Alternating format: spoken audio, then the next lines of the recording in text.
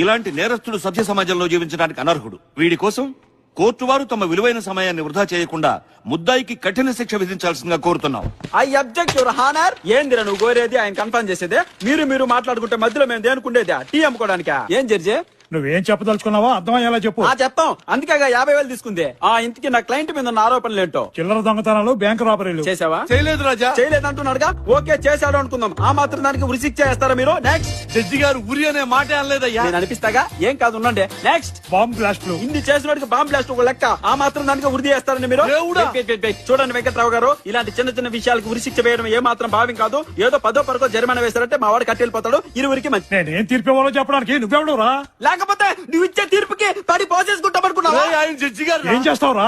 ఈ తీర్పు చూస్తాను. తీర్పిచ్చి బయటికి ఎలా వెళ్తావో చూస్తాను. కోర్టులో ఒక్క పెట్టి నిన్ను కుమ్మేకపోతే తల్లి తోడు. సార్ అసలు వీడెవడో నాకు తెలియదు సార్. సాక్ష్యాధారాలు పరిశీలించిన మీదట ముద్దాయికి ఉరి శిక్ష విధించడమైనది. అయిపోయాడు.